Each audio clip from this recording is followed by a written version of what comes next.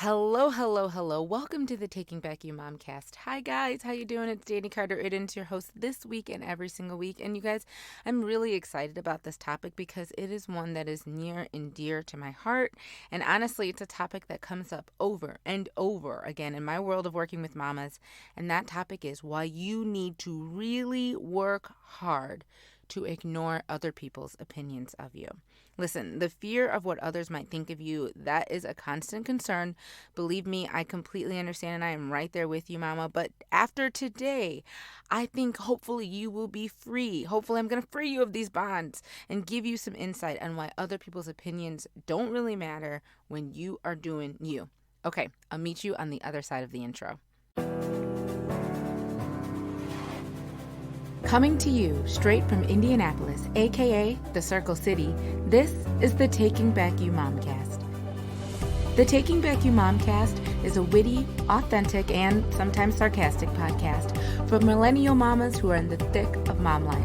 And I'm your host, Dani Carter-Iddens, wife, millennial mama, motivational speaker, and motherhood advocate.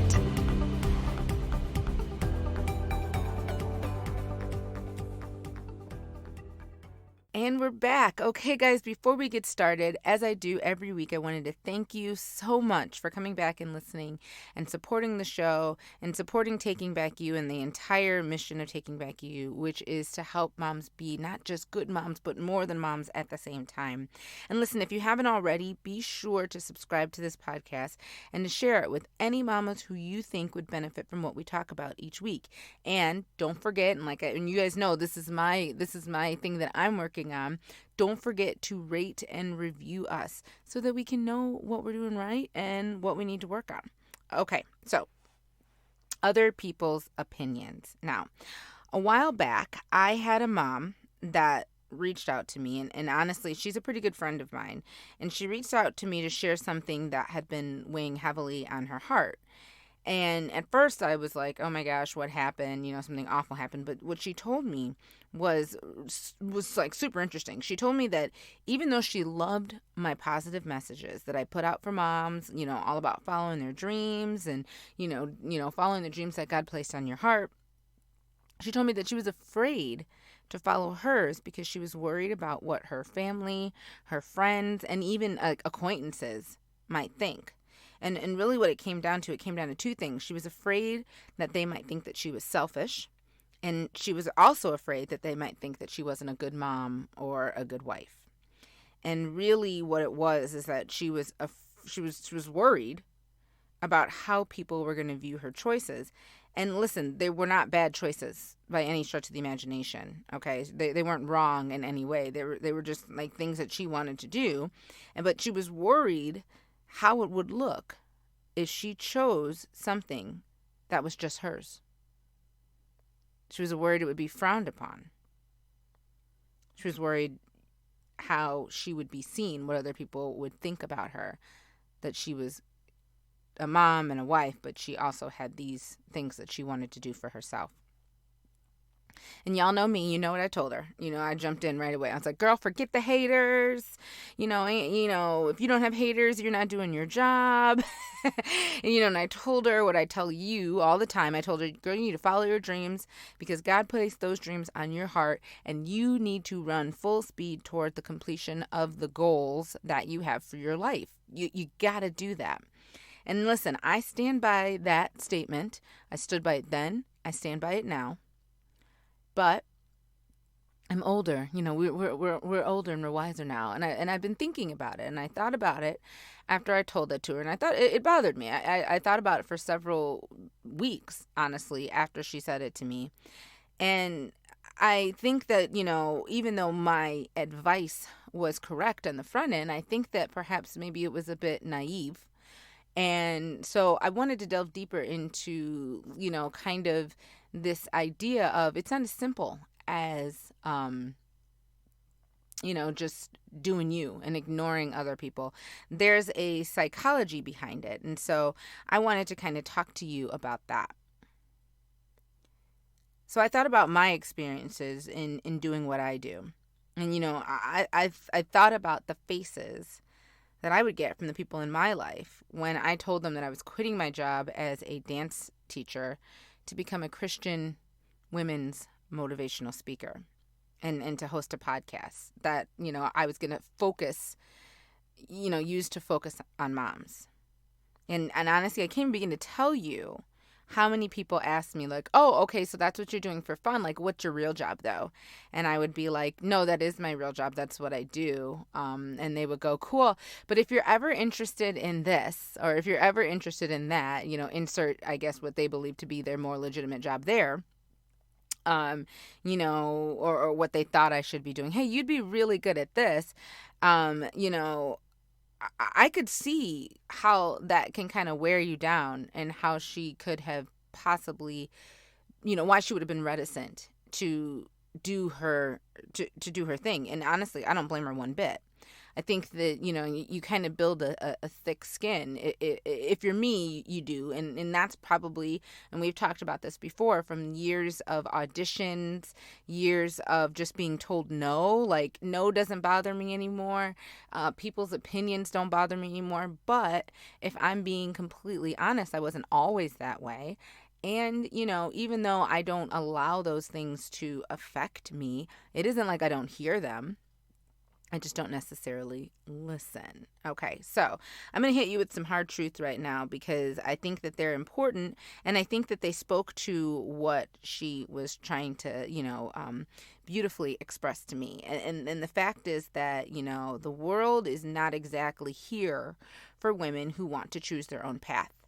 Okay, let's call a spade a spade. That's what it is. The world's not ready for the women to, for the, what is that, the Eurythmic song, sisters are doing it for themselves. They're just not, like, we're on our way. We're getting closer, and maybe one day we will be there, but we definitely are not there yet. And to say that the vision is lacking is, an understatement, but definitely we have some work to do, women, if we are trying to get, to that point where we can choose our own path, not have to worry about what other people think, and, be equal to the our male counterparts in this world. And, it's interesting, because a lot of the women that I know, a lot of the women in my generation, and maybe our parents, but mainly my generation, I'm the first woman in my family to graduate from a university with a 4-year degree. And after that, I went on to get a master's degree, and that was absolutely unheard of, as a black woman, let alone a woman in general, but being also black. But that was actually, absolutely unheard of when my grandma was coming along. And even though it was more acceptable when my mom was coming of age, it definitely, it most certainly was not the norm. And so when I decided that I wanted to go to college, it was definitely what I would consider a turning point for the women in our family, because I was the first one that went out and said, I'm going to a 4-year university. I'm going to have the college experience. I'm going to get my degree, do something, it was different, because, most of the women in my family, they went to high school, and then they, maybe did something for a few minutes, and they got married and they had kids, which there's absolutely nothing wrong with that. But all I'm saying is that if you choose a different path, there is definitely there is the judgment, okay? Because trust me, I had haters when I did that. I mean, child, please. I had people who were, some of them were even in my family. They're in my own family. And they had something to say for nearly every step of my academic career. And I know I'm not alone. One of my roommates, we were roommates in college. She was also in a similar situation as me. First female in her family to go to a 4-year and graduate from a 4-year university, black woman, and her family, they were hating too. And so it's not uncommon, that this would happen. And I don't think it even has anything to necessarily do with, the fact that we were black, but I think it was honestly just truly like, we were women, and it was like, why are you going to do that when all you really need to do is this and this? And it didn't stop. You would think that it would stop once I got out of school, but honestly, the words just changed, because when I entered the workforce, that's when I really heard it, because I chose not to get married until my late 20s. I've been with my husband since I was 23. I've been with him since I was 23, but we decided to wait several years to work, save up money. He was going through grad school before we got married. And we knew that we had a plan, but we wanted to get married when we were more financially stable. And I know that's a joke that we're always like, when are you ever financially stable? In our brains, it was going to work. But, we wanted to get married when we were more financially stable. And so that's what we chose. That's the path that we chose. I was always asked, up until we got married, I was always asked, when are you going to get married? Oh my gosh, when are you going to get married? And then I was always asked, when are you guys going to have kids? How many kids are you going to have? Oh, you just had a baby. When are you going to have another one? But you know what I was never, ever asked? No one ever asked me, hey, what are you doing to further your career? What steps are you taking to build your network? No one ever asked me that. There was many times as I was asked when I was going to become someone's wife, when I was going to become somebody's mother. No one ever asked me when was I going to become a powerful woman in the workforce. And in fact, I wish I had $1 for the amount of times someone told me that they didn't see what I did as a real job. And at the time, I was a dance instructor, but I mean, now people do that with me being a motivational speaker. Like, oh, well, what do you do really? I wish I had $1, because then I wouldn't have to be a motivational speaker. I could just live off of the profit of other people's opinions. And don't get me wrong, it did not stop when I got married. It wasn't like when I got married, all the questions. When I had my son, all the questions ended. No, then the question became, well, how can you work when you're a mom and a wife? Don't you want to be home all the time for your family? Who will take care of them if it isn't for you? I remember I was having a conversation at church one time with a group of ladies, and I might have even told the story before on the show, but we were just talking, you know how women are. We were and we were talking, and I was saying how my husband is so awesome because he cooks. When at the time I was working nights at the studio, and so I would say the nights that I work, he cooks, because if we sit around and wait for me to get home, then we won't be eating dinner until like 10 o'clock, 11 o'clock at night. And one of the other mamas looked at me and she said, I truly believe that if I did not cook dinner every night, if it were up to my husband, we would starve to death. And I didn't know what to do with that statement, because I just thought, like, really, y'all would just all sit around and be hungry? Like, he wouldn't even lift a pot? But okay, that's for another story for another day. But the thing is that there seems to be this, belief that women, our true place is at home, and anything that we decide to do outside of that is extra. And if it's extra, it's not necessarily something that we need. And so, let me tell you right now, that's false. That's a humongous lie. And I've heard some whoppers in my day, but that's one of them. That's a humongous lie. And the thing I'm going to tell you is what I did. And what I did was I never let those people, whether they were my family, my friends, Mookie and Woo Woo, Boo Boo and Ray Ray, whoever they are, I did not let them tell me what I was supposed to do. Maybe I heard them, like I said earlier, maybe I heard them, but that didn't mean I was listening. And y'all know the difference. We have kids. We know the difference between when someone has heard us and when someone is listening to us. Those are very two big distinctions. I heard them, and they were talking all day, and I was like, cool, and I let it in one ear and out the other, because I knew then, and I know now, what God wants me to do with my life. And a lot of you that are listening to this right now, you know what God wants you to do. You know it. You know it in your heart. You know this. And I want you to hear this deep down within your soul, okay? If you don't take anything else from me ever in this life, if you never listen to another episode of this podcast again, which gosh, I hope that's not true, but if that's how it lays out, then I want you to hear this deep down inside your soul, okay? Listen to me. This is your life. Absolutely no one can live it for you. No matter how hard they may try, no matter how much they may want to, this is it. This is your life. Okay? My students, I would always say, Michael Jackson, this is it. Well, that's what Michael Jackson, this is it. This is your life. No one else can do it. And they can try to dictate what they want you to do, but mama, your pact is with God. It's plain and simple. You are alive for a reason. You have a job to do. And that job does not include letting other people's opinions of you stop you from doing it. And sometimes they mean well. You know, honestly, a lot of times they do. They're trying to stop you from getting hurt, or they're trying to, protect you from whatever, and they mean well. But I mean, what good does that do you? Now everybody's sitting around not doing nothing. I mean, that doesn't help you. So here's the long and the short of it.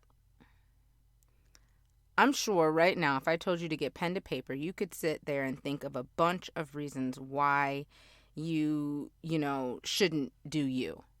We all have a lot of reasons. There are a ton of reasons why I shouldn't have quit my job and started what I'm doing now. I mean, we always have. There's always something.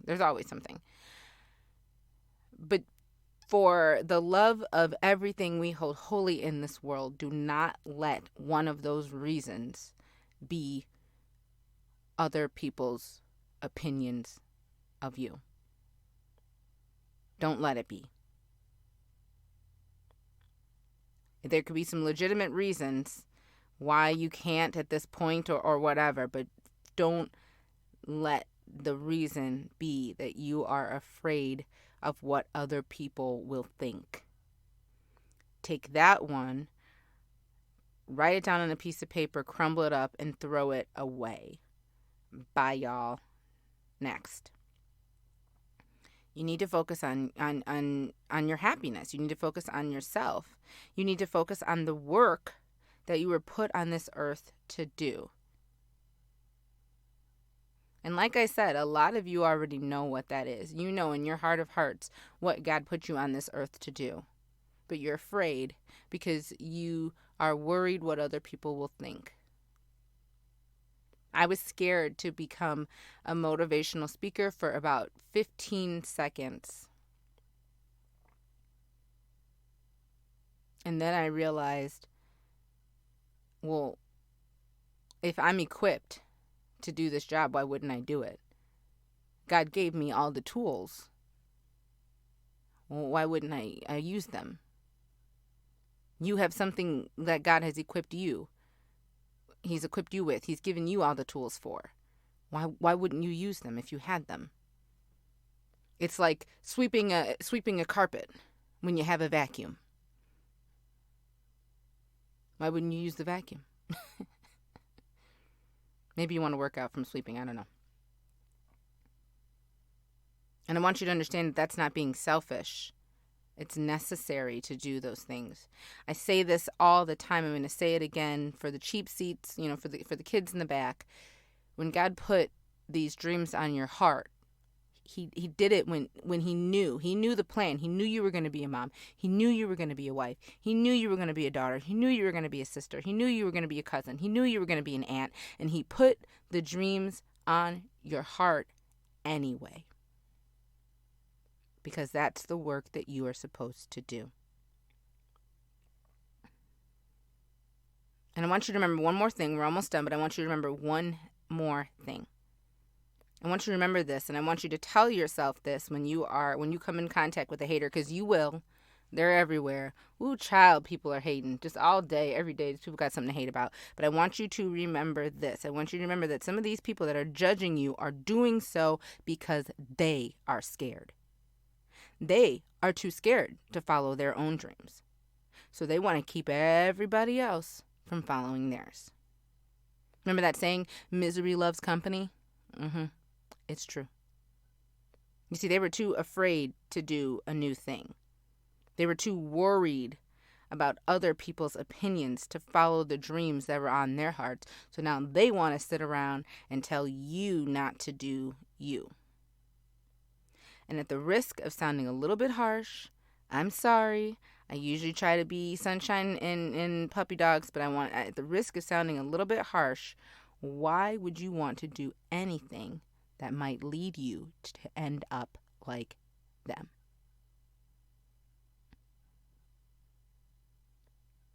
So you have my permission. And it's not because you need it, but because sometimes it helps when we hear it from other people. Sometimes it helps to know that someone else is in your corner. So go forth and do. You have my permission. Go out there. Follow your dreams. And most importantly, show our daughters how it's done. So that we can be the final generation of women. So the millennials can be the final generation of women who have to make choices about their lives based on the opinions of others. All right, guys, next week we are going to be joined. I'm so excited for next week. Oh my gosh. We are going to be joined by accessories designer Cindy Hicks. She is the founder of Posh Lilies, and she is going to be using her platform to help us mamas get out there and rock our boat. All right, so full disclosure, Cindy is a good friend of mine. And she's also a fellow moderator in the Mom Business University group. And we even went to the same church back in Valpo up until my family. You guys know I moved to Indianapolis last year. And she's going to talk to us about how important it is for us women to vote and to share information and how we can get that ball rolling. So if you were like, I've never voted before, but Lord, I got to vote. I need to vote. Then Cindy is your girl. She's going to get us all hooked up with some information. And so just join us next week for a really great chat. I'm really excited about it. If you've been following me on social media for the last few weeks, you know that I'm a huge proponent of exercising your right to vote. So like I said, having Cindy on the show, this is going to be the best thing ever. This is so great. I even went so far and y'all, I did a video. I did my first Instagram reel, helping getting people registered to vote. So like I am here for it.